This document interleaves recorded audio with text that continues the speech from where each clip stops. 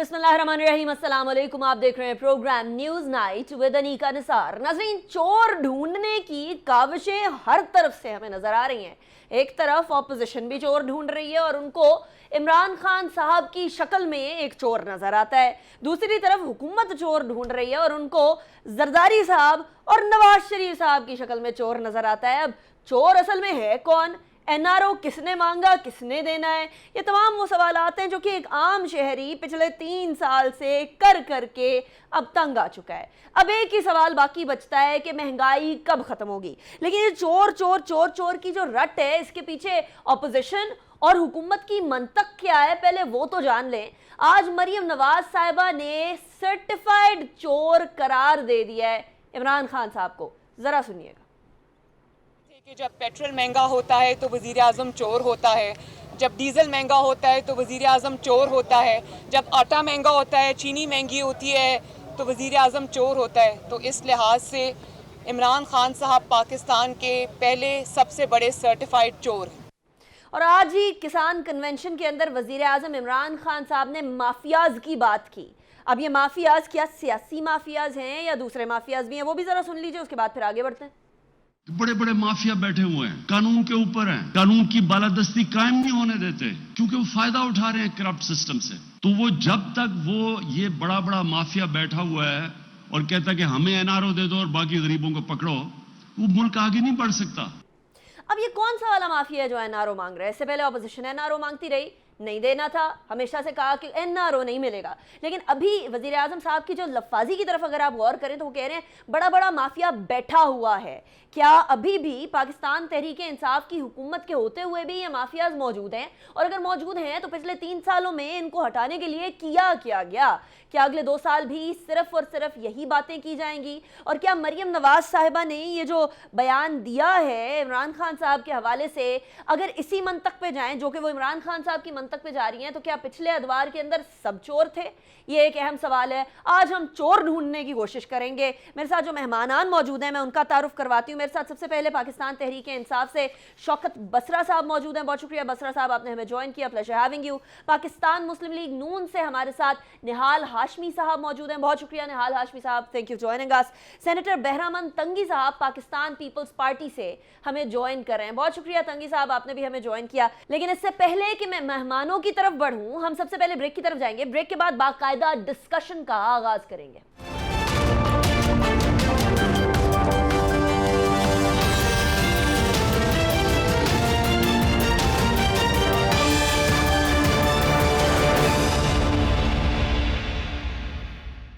Welcome back after break. Nihal Hashmi साहब, सबसे पहले मैं आपकी तरफ ही आऊंगी। ये मरियम नवाज साहिबा ने आज सर्टिफाइड चोर कह दिया है इमरान खान साहब को, और मंतक वो इस्तेमाल की है जो इमरान खान साहब उनके वालिद या फिर जरदारी साहब के खिलाफ इस्तेमाल किया करते थे। तो क्या ये वाइस वर्सा है? अगर सर्टिफाइड चोर इमरान खान साहब हैं तो क्या पिछली हुकूमतों पे भी वही रूल लागू हो सकता है इस हिसाब से? बिस्मिल्लाहिर्रहमानिर्रहीम। पीपल्स पार्टी के हवाले से मेरे भाई बहरमन तंगी साहब जरूर जवाब देंगे और देंगे भी। मैं सिर्फ इतना कहना चाहता हूं, जब पिछली हमारी अतवार की हुकूमत थी तो चीजें इस मेयार की नहीं थी जो आज है। ये सब अगर आप जहन में रखें, और उस दौर के जो 70 साल में आटा 35 रुपए का होता है, चीनी 52 रुपए का होता है, और सिर्फ 3 साल में आटा 70 से 75, 30 से 75 आता है और चीनी 52 से 110 पे आ जाता है। और जो 70 साल में 60 रुपए पेट्रोल होता है वो आज 120, 26 पे, 23, 24 पे आता है। तो ये चोर और सर्टिफिकेशन जो इमरान खान साहब ने दिया था, ये अल्लाह का एक निज़ाम है। उनके हाथ से ये चोरी की सर्टिफिकेशन खुद इमरान खान को दी गई। आज तो मरियम बीबी ने उसकी निकाब कुशाई की है और उनको एक सर्टिफिकेट अवाम के जानिब से दे दिया कि लो, ये जो आपने सर्टिफिकेट दिया था ये आप ही को मुबारक हो। आप इस सर्टिफिकेट पे, इस मेयार पे, इस डिग्री पे आप पूरे उतरते हैं, इस डिप्लोमा। फिर उन्होंने जायदादों की बात की थी इमरान खान साहब ने। तो जब आपको पता चला कि जी आपके अपने जो मकान है वो जाली कागजात पे बने हुए हैं, और मैं नहीं कह रहा हूँ, ये तो सुप्रीम कोर्ट कह रही थी, और रेगुलराइज भी आपको बाद में किया जाता है। फिर उनके ऊपर जितने केसेस बने वो दूसरों को चोर कह रहे थे, वो पाकिस्तान के बाहर बैठ के क्या कह रहे थे, पाकिस्तान के अंदर बैठ के क्या कह रहे थे, 90 दिन के अंदर पाकिस्तान से सारे करप्शन का खात्मा कर रहे थे। मैं नहीं कहता हूं, ये सुप्रीम कोर्ट कहती है, हाई कोर्ट कह रहा है कि जनाब आटा कहाँ है, चीनी कहाँ है, कार्टेल कहाँ पहुंच गया। मैं नहीं कहता हूं, आपके इदारे कह रहे हैं, स्टेट निहाल बैंक हाशमी कह रहा साहब, है कता कि कलाम के लिए आप माजरत, आप एक बड़े जाने माने वकील भी हैं, इसलिए यकीनन आप ये supreme court and high court का हवाला जो दे रहे हैं वो बिल्कुल बजा दे रहे हैं। लेकिन ऐसा नहीं है कि पाकिस्तान मुस्लिम लीग नून के ज़माने में भी दूध और शहद की नहरें बह रही हों। आपको याद होगा तब भी पेट्रोलियम का एक बहरान सामने आया था, तब भी पेट्रोलियम मसनूआत के ऊपर भारी टैक्सेस लिए जाते थे। उस टाइम पे भी आटे और चीनी की कीमतों के अंदर इजाफा होता था। उस टाइम पर भी डॉलर की कदर में इजाफा हुआ था, आपको कोई 60-65 के करीब मिला था, वो 120 तक पहुंचा था। तो इट्स नॉट लाइक कि सारा का सारा मलबा जो है आप पाकिस्तान तहरीक इंसाफ पे गिराएं। ये हर हुकूमत के अंदर ग्रेजुअली इस तरह की तब्दीलियां नहीं हमने देखी। का जितना मैं गिरा रहा हूं वो बहुत कम है। 70 साल में सारी हुकूमतों ने, आमरीत की हुकूमत ने, फौजी हुकूमत ने, पीपल्स पार्टी की, जो साहब की, उबूरी हुकूमतों ने मिलकर जितना कर्जा लिया, इस हुकूमत ने अकेले उतने कर्जा ले लिया। हमारे कहीं पे ईंट तो नजर आ रहा है, कहीं पे कोई लैपटॉप, कहीं पे कोई डायलिसिस सेंटर, कहीं पे कोई कॉलेज, कहीं स्कूल, कहीं मेट्रो बस, कोई ऑरेंज लाइन, कोई green line, airport, Gwadar, terminal buildings, motorways. लोगों के शक्लों पे खुशहाली नजर आती थी, रोजगार के मौके थे। आज क्या नजर आता है?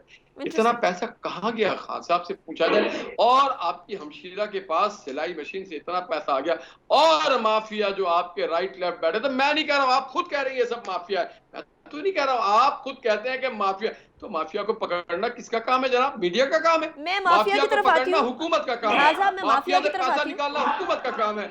आपकी वजारत में हर दूसरा वजीर माफिया है, आपके वजारत में हर दूसरा आदमी एटीएम कार्ड है। और आपकी हुकूमत और आपकी पार्टी में है क्या?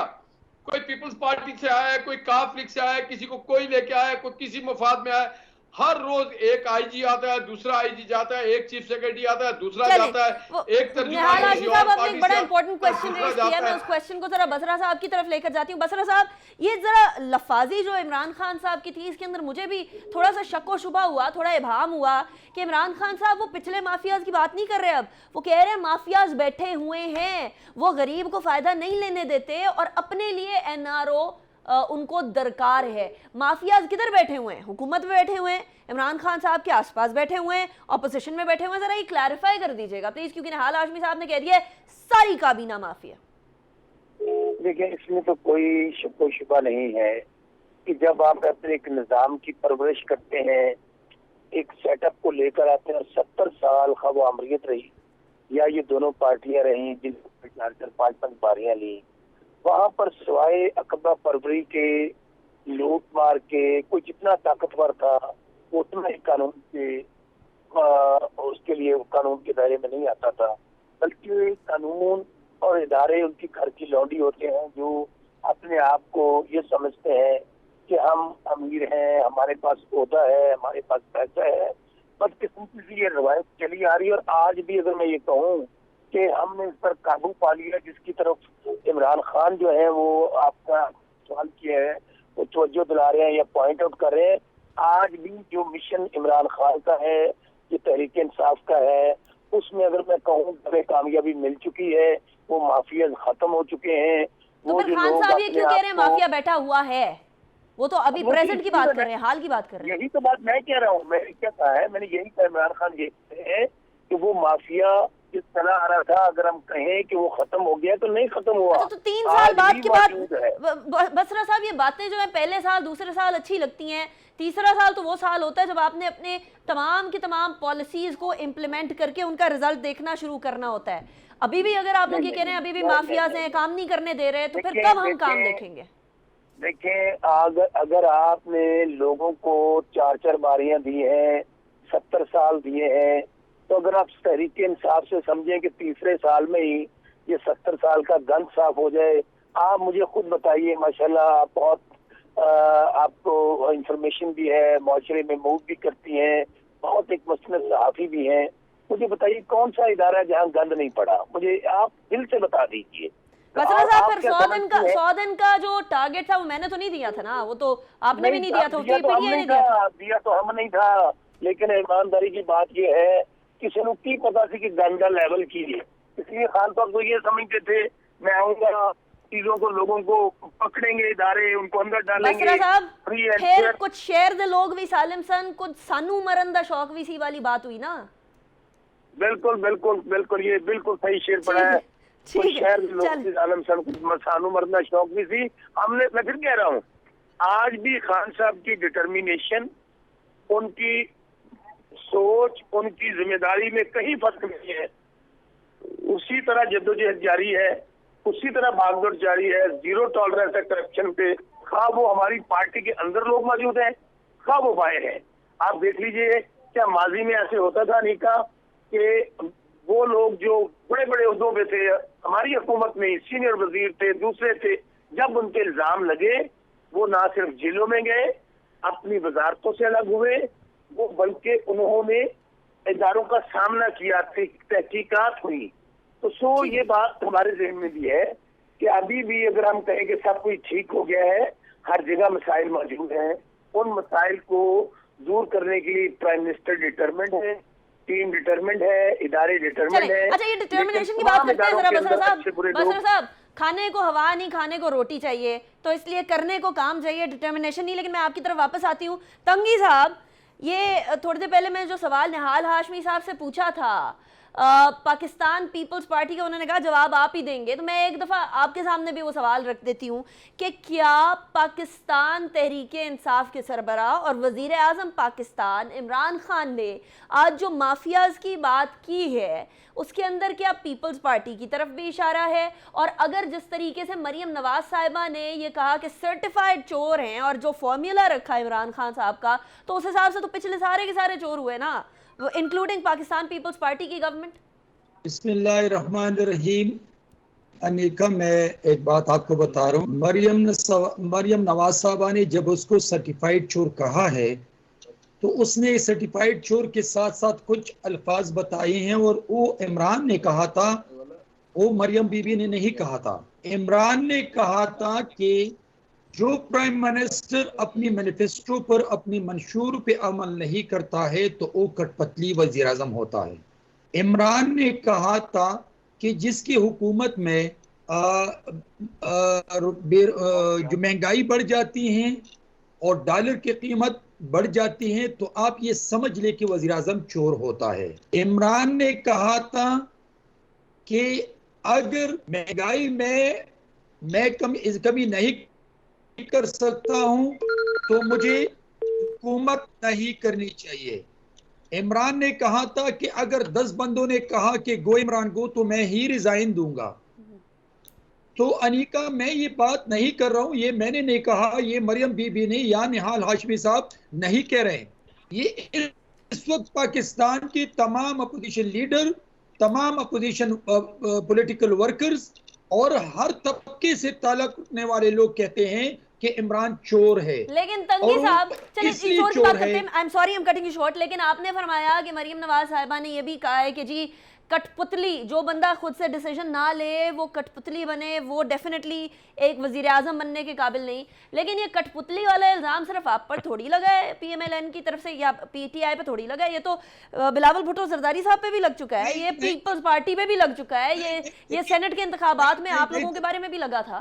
मेरे जवाब ये है कि इमरान ने कहा था, मरियम बीबी की, मैं किसी पार्टी की लीडरशिप की बात नहीं करूं, मैं इस वक्त जो कठपुतली की बात करो, वो इमरान ने कहा था कि जिस प्राइम मिनिस्टर ने अपने मैनिफेस्टो पे अमल नहीं किया वो कठपुतली होता है। और अभी मैं आता हूं आपकी तरफ कि इमरान ने अपनी मैनिफेस्टो मंशूर पे अमल क्यों नहीं किया, ये मैं आपको बता रहा हूं।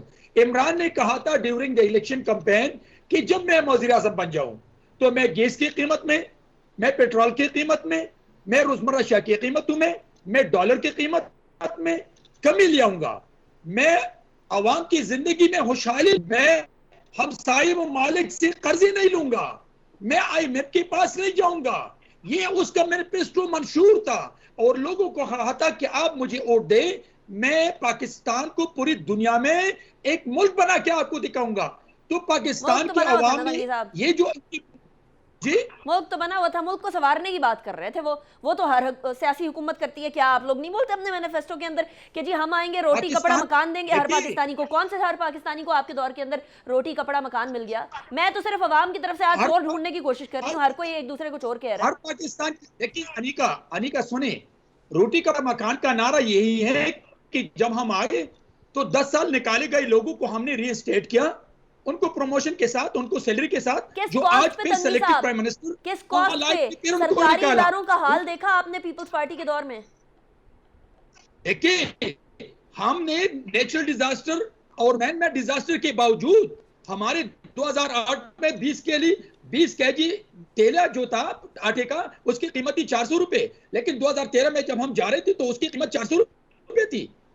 इतने डिजास्टर के बाद कि पूरे पाकिस्तान को सैलाब ने भी लपेटा था, दहशतगर्दी ने पाकिस्तान का बेड़ा कर किया था, मेरी बीबी शहीद हो गई थी, लेकिन पाकिस्तान पीपल्स पार्टी की जो इन्फ्लेशन रेशो था वो आप सामने ले आए। अभी इस वक्त क्या थे, न डिजास्टर है, न नेचुरल डिजास्टर है, न मैन मेड डिजास्टर है, लेकिन आप इन्फ्लेशन को देखिए। अच्छा, वैसे एक डिजास्टर अभी कराची में भी है जिधर पीपल्स पार्टी जो पीपल्स पार्टी के इख्तदार वाले सूबे का वो कैपिटल है, कराची के अंदर भी अभी एक डिजास्टर है। ज्यादा पानी आ गया है और ज्यादा बारिश हुई थी असल में। लेकिन निहाल हाशमी साहब की तरफ चलती हूँ। निहाल हाशमी साहब, पाकिस्तान मुस्लिम लीग नून, पीपल्स पार्टी पीटीआई, अब हर कोई जब एक दूसरे को चोर चोर स्टैंप कर रही है तो पाकिस्तानी अवाम अब कंफ्यूज्ड हैं। कहीं ऐसा ना हो कि इस आपसी चपकलिश की वजह से पाकिस्तानी अवाम का डेमोक्रेसी से ही बिल्कुल ही एतबार उठ जाए। क्या सियासी जमातों ने इस लाइन पर सोचा कि हम लोगों के जो बयानात हैं या हम लोगों के जो एक्शंस हैं वो एक आम पाकिस्तानी की जहन साजी कर सकते हैं या जहनियत को तब्दील कर सकते हैं मनफी साइड पर? देखिए अनिका, ये तो लाजिम है कि पाकिस्तान वोट से बना था और जमहूर ने बनाया था, और ये इसी तरह से इंशाल्लाह आगे आगे बढ़ेगा और तरक्की भी करता रहेगा। कुछ शौकत बसरा साहब जैसे हम ख्याल जो लोग होते हैं अक्ल से, दानाई से थोड़ा दूर रहते हैं और जो वक्त के हुक्मरान हैं उनकी बात करते हैं, और उन्होंने ये जब बात की दूसरों को चोर, क्योंकि जिम्मेदारी इन पे ज्यादा आयद होती है, हम पे नहीं होती है। एक बात बता दूं, इन्होंने भी इदारों की बात की। पाकिस्तान में इदारे कमजोर हुए, इदारे कमजोर नहीं हुए। पाकिस्तान में सबसे ज्यादा अगर 70 सालों में मजबूत हुआ है तो इदारे हुए हैं। आज पाकिस्तान के जो जमहूर है उसके पास रहने को मकान नहीं है, खाने को रोटी नहीं है, मगर आप ब्यूरोक्रेसी को उठा लेंगे तो I8 I9 सारे बाबुओं से भरा हुआ है। आप पोस्ट ऑफिस के इदारे को उठा लें तो उनके पोस्टल हाउसिंग स्कीम है, रेलवे की अपनी हाउसिंग सोसाइटी है, पुलिस की हाउसिंग सोसाइटी है, जुडिशरी की हाउसिंग सोसाइटी है, लॉ एनफोर्सिंग डिफेंस फोर्सेस की हाउसिंग सोसाइटी है, हर किसी की हाउसिंग सोसाइटी है। सिर्फ उनकी हाउसिंग सोसाइटी नहीं है कि जिन्होंने पाकिस्तान को बनाने और संवारने में वोट डाला, जो पाकिस्तान में वोट के साथ साथ नोट भी देते हैं टैक्स की सूरत में, सब खुशहाल हो गया है। क्यों सबने बाबू चूज कर लिए? आपने अपने बाबू चूज किए, पीटीआई ने अपने बाबू चूज किए, पाकिस्तान पीपल्स पार्टी ने अपने बाबू चूज किए, तो बाबुओं को बाबू बनाने में भी तो आप लोगों का किरदार है ना। नहीं किया बाबुओं ने। देखिए ये एक नारा बना दिया गया जमहूर के लोगों के खिलाफ, जमहूर के खिलाफ, सियासी लोगों के खिलाफ। मैंने अगर हमारे पास किसी के पास कोई 20 गज का प्लॉट हो तो उसको इतना बढ़ा चढ़ा के पेश किया जाता है, और ये यहाँ पे माले बफ जो दिले बेरहम कि पाकिस्तान के जो टैक्स पेयर्स के जमीन है उसको जो चाहे जितना चाहे जितने में चाहे खरीदे, जिसको चाहे अलॉट करे। ईवीएम मशीन की आप बात करिए ना, तो ये ईवीएम मशीन आप देख लें जिस तरह से कंप्यूटर ने सारे सिटिंग जुडिशरी के अहल नाअहल, नौकरी में हो रिटायर्ड हो, सबको प्लॉट दे दिया है। तो इस मुल्क में माइंडसेट को चेक करना होगा, माइंडसेट ठीक करना होगा, इदारों को ठीक आइन और कानून के तहत चला के ठीक किया जाएगा। ठीक है। और इमरान खान साहब जैसे जो लोग हैं उनके बस का काम नहीं है, ये खेल नहीं है सियासत, ये एक बड़ा मुश्किल काम है, पित्ता मारना पड़ता है, ये इबादत का काम। इसमें लोगों को गाली नहीं दिया था। It is art to learn to run the government affairs. सियासत आप सल्लल्लाहु अलैहि वसल्लम से शुरू करें और पाकिस्तान में कायद आज़म पे लेके आ जाएं। आप देखें रियासत को चलाया कैसे जाता है, आवाम के साथ रिश्ता क्या होता है, जबान क्या इस्तेमाल की जाती है, कितनी शाइस्तगी अपने आप जरा देख लेना कि फतेह मक्का को उठा के देख लें और इस रियासत मदीना के 126 दिन के उस धरने को उठा करके देखें तो आप देखेंगे निहाल हाशमी साहब, वो आप सल्लल्लाहु अलैहि वसल्लम का जमाना, उनके तौर तरीके, उनका जो जिस तरीके से वो अकोमोडेट करते थे, वो फिर कंपैरिजन तो कोई बनता ही नहीं है, किसी भी इंसान का नहीं बनता। लेकिन मैं जरा अच्छा चले, ये पॉइंट इंपॉर्टेंट है, फिर रियासत मदीना ना कहे। मैं ब्रेक की तरफ जाती हूँ, ठीक है, रियासत मदीना ना कहे। मैं अभी बसरा साहब से पूछती हूँ कि नहीं कर सकते तो रियासत मदीना ना कहे, लेकिन एक ब्रेक के बाद।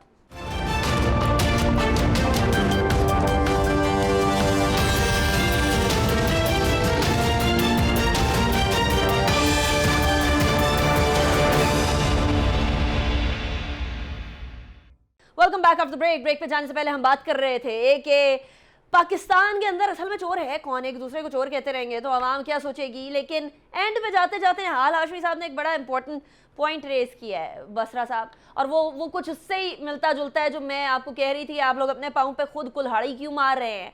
आप लोगों ने बोला हम रियासत मदीना प्रोवाइड करेंगे। अब इधर जो है वो हम कंपैरिजन उस टाइम से जो कि आला हस्ती आप सल्लल्लाहु अलैहि वसल्लम के ज़माने की रियासत थी, उससे करना ही बड़ा मुश्किल है, नियरली इम्पॉसिबल है। और आप लोगों ने वो कंपैरिजन कर लिया और उसके ऊपर लिव अप टू भी ना कर पाए तो बसरा साहब फिर सवाल तो उठेंगे ना। पहली बात तो दयानतदार कौन है, करप्ट कौन है, बददयानत कौन है, मेरे ख्याल में चले हम एक दूसरे को तो कहते रहेंगे। इसका बेहतरीन फोरम जो है वो पाकिस्तान की आला अदालतें हैं, और आला अदालतों में भी पाकिस्तान सुप्रीम कोर्ट है। तो निहाल हाशमी साहब पाकिस्तान की आला अदालत ने किसको कहा है करप्ट, बददयानत, चोर, और किसको कहा है सादक और अमीन, वो मैं भी जानता हूँ, आप भी जानते हैं, पूरी दुनिया जानती है। और अभी मैं वो निहाल हाशमी साहब जिस मासूमियत के साथ भाई तरीका वारदात जिस तरह आप डालते हैं, जिस तरह आपको वो आते हैं, ये तो मैं समझता हूँ बड़े महान लोग हैं। इनसे तो लोगों को ट्रेनिंग लेनी चाहिए कि किस तरह टीटियां लग... आप टीटियों की ट्रेनिंग लेना चाह रहे हैं? आप क्या कह रहे हैं? अभी आप हुकूमत में हैं, ये बात बड़ी महंगी पड़ सकती है। मैं दुनिया को कह रहा हूँ, मैं अपने तो हम तो टीटियां बंद आप की दुनिया का हिस्सा है ना, बल्कि हम टीटियां पकड़ी हैं कि हमें तो इनसे पता चला कि टीटी की वारदात किस तरह डालते हैं, किस तरह पैसे पहले बाहर जाता है, बाहर से वाइट करने के लिए वापस आता है, किस तरह सीएम हाउस में, पीएम हाउस में बंदे पॉइंट किए जाते हैं। मैं कहता हूँ इस बहस को छोड़ दें। बहस ये है कि आप लोग मुझे इतना बता दें कि आप लोगों ने 4-4, 5-5 बारियां ली हैं।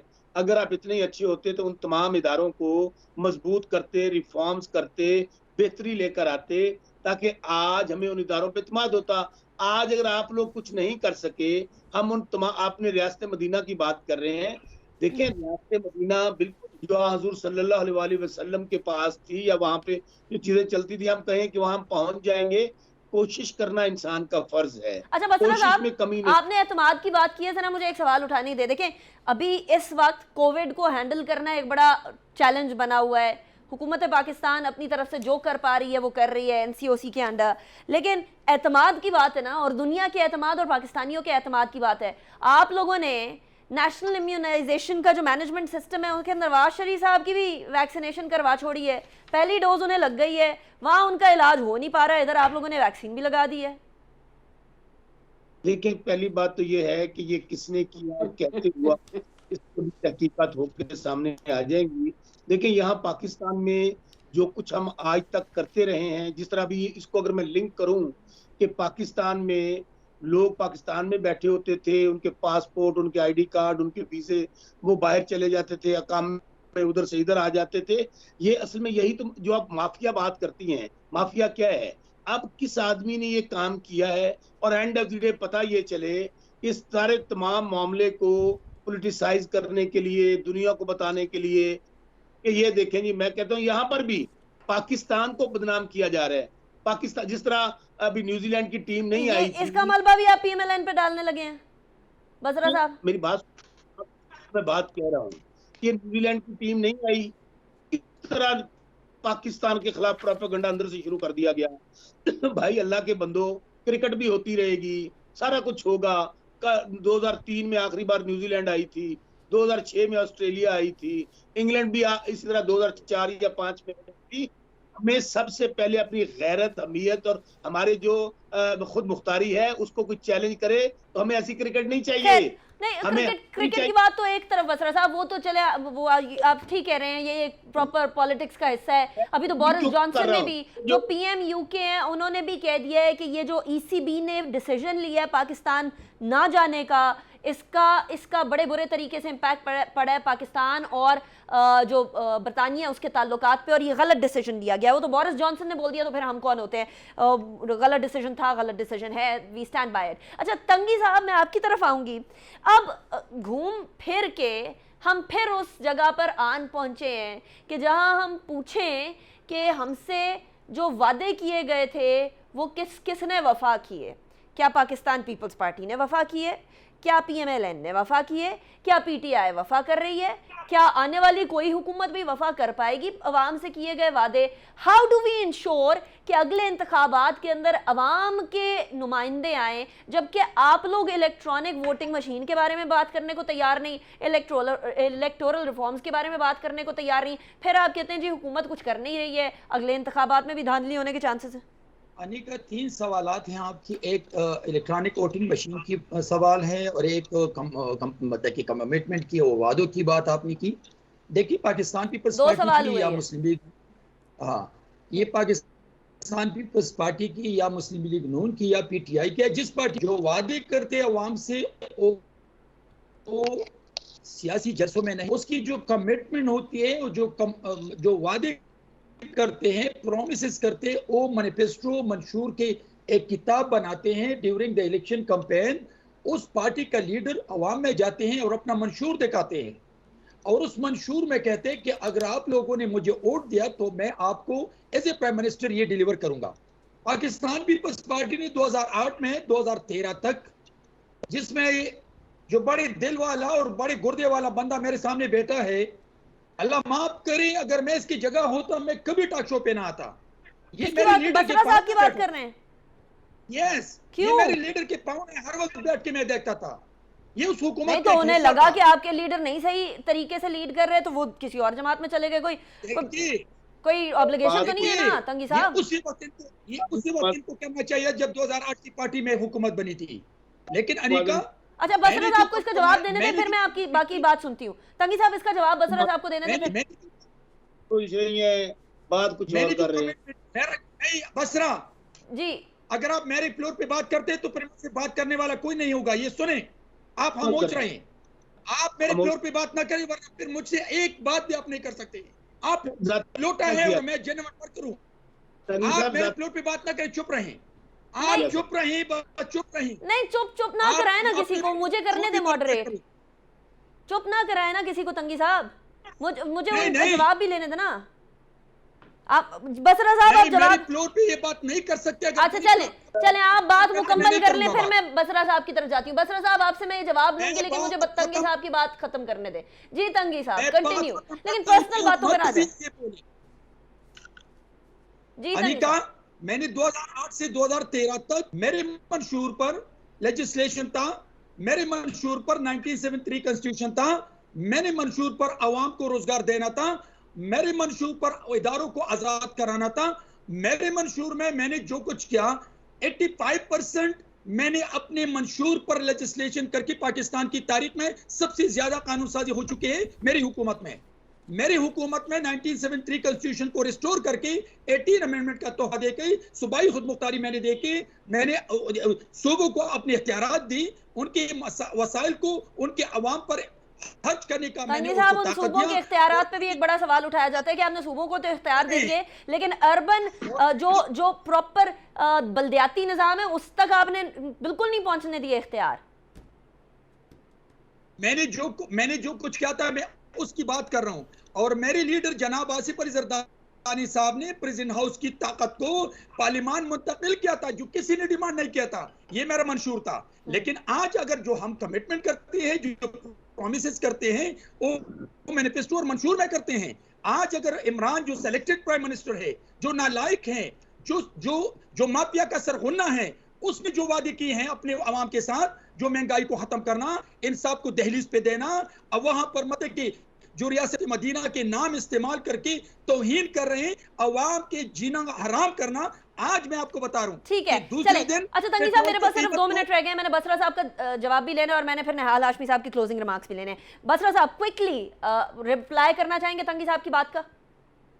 पहले तो मेरी दुआ है कि अल्लाह ताला तंगी साहब को सेहत दे, इनको सब्र दे, और जिस तरह की गुफ्तगू ये करते हैं, क्योंकि इनके बच्चे भी सुनते होंगे तो जाहिर है ये असर बच्चों तक भी जाता है। बड़ा एक आपका पूरी दुनिया में पाकिस्तान देते हैं। से कहूँगा अपनी जुबान दुरुस्त करें, आपको अल्लाह ताला ने बड़ा स्टेटस दिया है, आप एक सेनेट के मेंबर, इस तरह की अपनी लीडरशिप के बारे में बात पसंद नहीं करूंगा। आपने बोला, मैंने इंटरप्ट नहीं किया।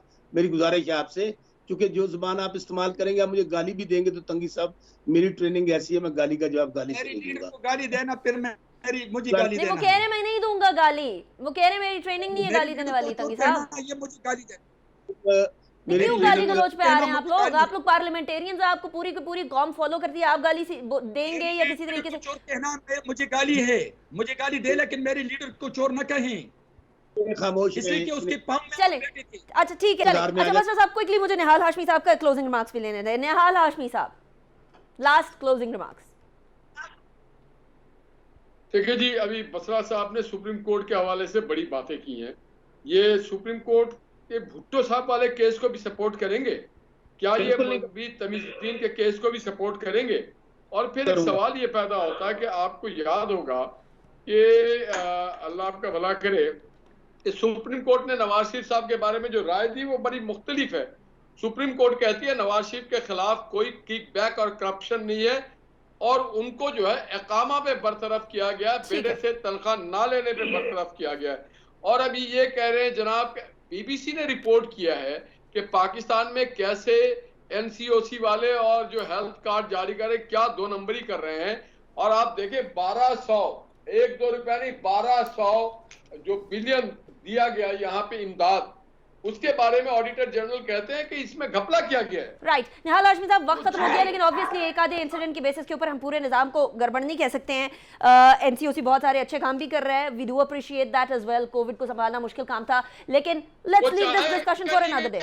कभी खत्म हो कोविड, क्योंकि उसकी आमदनी इसी कोविड से है। चलिए, आप चाहते हैं, आप कह रहे हैं एनसीओसी खत्म नहीं करना चाहते, चले let's leave this discussion for another day. Nihal Hashmi साहब, शौकत बसरा साहब, बहरामंद तंगी साहब, बहुत शुक्रिया आप तीनों ने ज्वाइन किया, was a pleasure having you. नाज़रीन, एक दूसरे के ऊपर इल्जाम लगाना बड़ा आसान है, लेकिन इल्जाम साबित करना बड़ा मुश्किल है। अपने ऊपर इल्जाम लगा हुआ उसको भी साफ करना बड़ा मुश्किल है। इसलिए पाकिस्तानी सियासत अब अल्टीमेटली अगर मेचोरिटी की तरफ आकर और अवाम के ऊपर जो इम्पैक्ट पहुंचता है हर सियासतदान के रवैये का, उसको जांचते परखते हुए अब अवाम की इस्लाह की तरफ जाए। और अवाम की इस्लाह तभी होगी जब खुद पार्लियामेंटेरियंस और पार्लियामेंट और इख्तिदार और अपोजिशन में बैठे हुए लोग उस मेचोरिटी लेवल के ऊपर एक्ट करेंगे, तभी ये मामला हल होगा। एक दूसरे के ऊपर इल्ज़ाम लगाना, जैसे मैंने पहले भी कहा, आसान है। इल्ज़ाम से आगे बढ़ें, हल की तरफ जाएं, मामलात और मसाइल को एक सिमत दें और साथ ही साथ उनको हल करें, ताकि पाकिस्तानी अवाम के जो बेसिक इश्यूज़ हैं उनको हल किया जा सके। यानी निसार को इजाज़त दीजिए, अपना बहुत ख्याल रखिएगा। अल्लाह हाफ़िज़।